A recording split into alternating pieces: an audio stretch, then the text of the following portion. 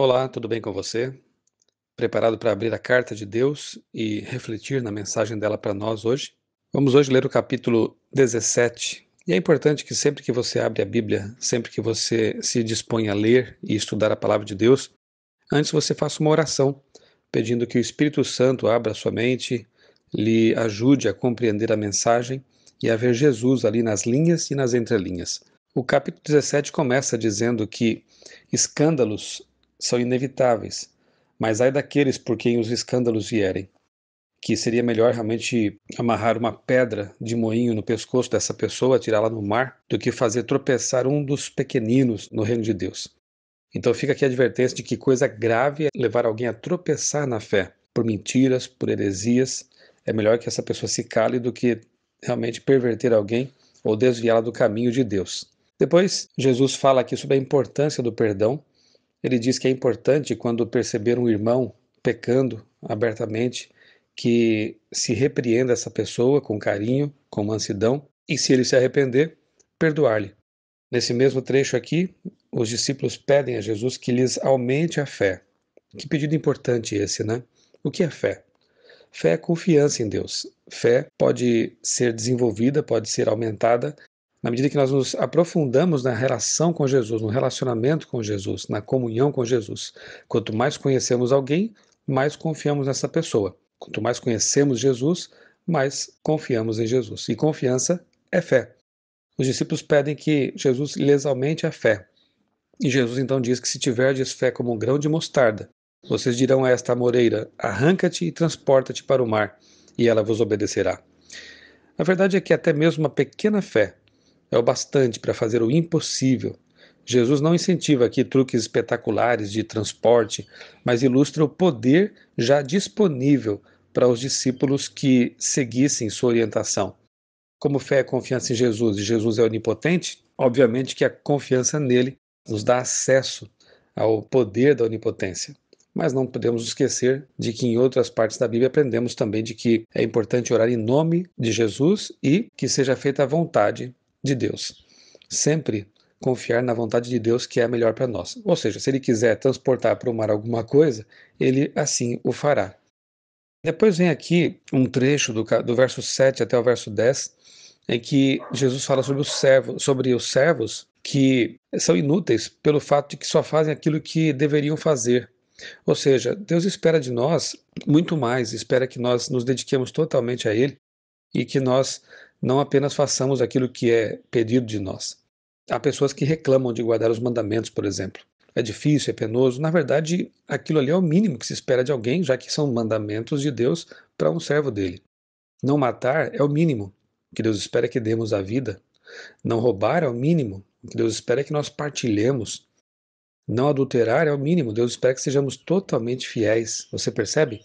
Então, não seja apenas aquele servo que faz apenas e tão somente aquilo que se espera dele. Faça mais por Jesus.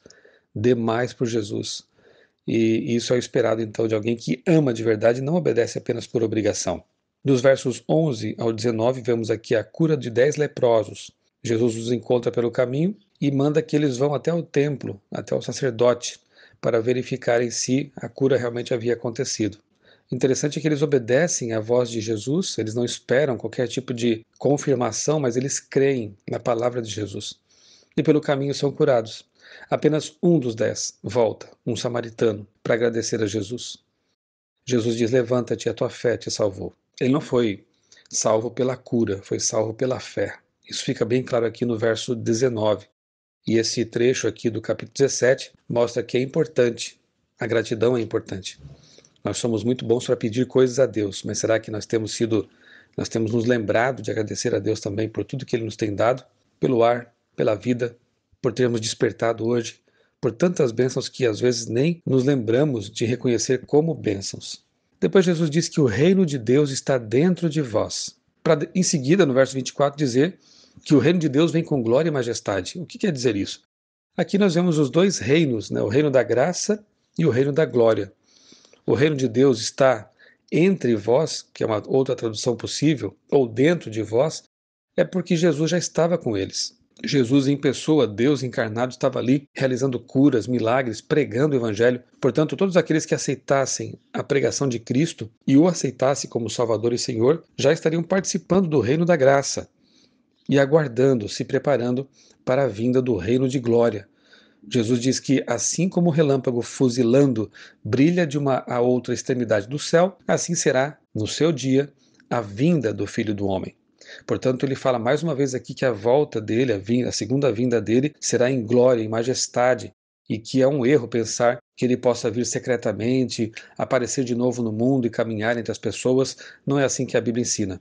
A volta de Jesus está no futuro e será gloriosa, maravilhosa. Outros textos da Bíblia, dezenas, centenas deles, falam de uma vinda realmente gloriosa, com todos os anjos e o céu se abrindo como pergaminho e assim por diante.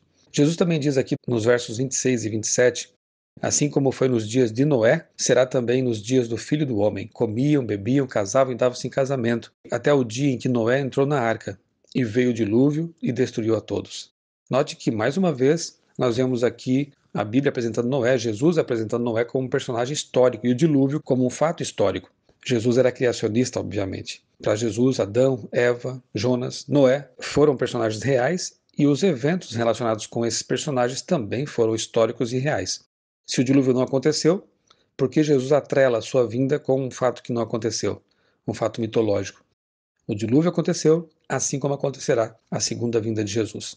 E aqui ele nos adverte sobre não estar tão absorvidos com coisas corriqueiras do dia a dia que acabemos nos esquecendo do preparo espiritual para a volta de Jesus. Não há mal nenhum em comer, beber, se casar, mas há perigo quando nós fazemos dessas coisas o tudo em nossa vida e nos deixamos absorver de tal maneira que essas coisas acabam nos impedindo de nos preparar para a volta de Jesus. Ele também compara aqui as pessoas que vivem despreocupadas, que colocam o coração nas coisas deste mundo e esquecem do céu, com os dias de Ló. E ele fala que Sodoma foi destruída, e depois diz assim, não voltem para trás, lembre-se da mulher de Ló. Lembra da história? A mulher de Ló, fugindo da destruição, olhou para trás porque o coração estava em Sodoma. Não adianta você sair de um lugar e o coração permanecer lá. O Apocalipse fala de Babilônia, muitas pessoas acham que deixaram Babilônia, mas o coração ainda é babilônico. Nós precisamos realmente nos libertar das coisas que nos prendem a este mundo para que possamos estar preparados para a volta de Jesus e deixar as coisas que ficam para trás. Não olhe para trás, olhe para Jesus.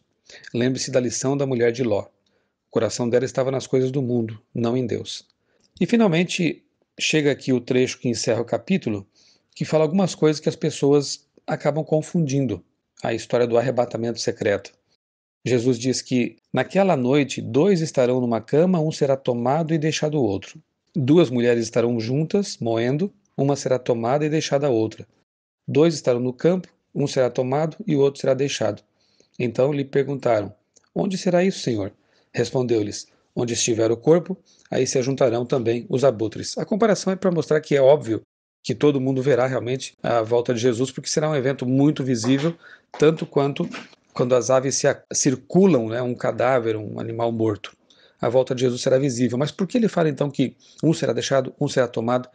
Ele não está ensinando aqui o arrebatamento secreto. Esse trecho fala apenas de preparo.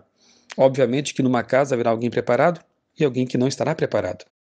Fosse esse o ensino do arrebatamento secreto, a Bíblia estaria se contradizendo. Por exemplo, lá em 1 Tessalonicenses capítulo 4, versos 16 e 17, nós lemos assim: Porquanto o Senhor mesmo, dada a sua palavra de ordem, ouvida a voz do arcanjo e ressoada a trombeta de Deus, descerá dos céus, e os mortos em Cristo ressuscitarão primeiro. Depois nós, os vivos, os que ficarmos, seremos arrebatados juntamente com eles entre nuvens para o encontro do Senhor nos ares, e assim estaremos para sempre com o Senhor. Note que Paulo aqui está ensinando o arrebatamento, mas totalmente visível e não antes, mas na volta de Jesus. Esse é o ensino bíblico sobre arrebatamento. E um texto não pode estar em contradição com outro texto. A Bíblia foi inspirada por Deus, toda a Escritura é inspirada por Deus, e ela tem que ser harmônica. A sua mensagem é harmônica.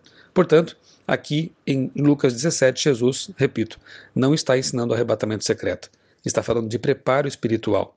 O arrebatamento, repito, será na volta de Jesus e será totalmente visível. Estejamos preparados para esse dia.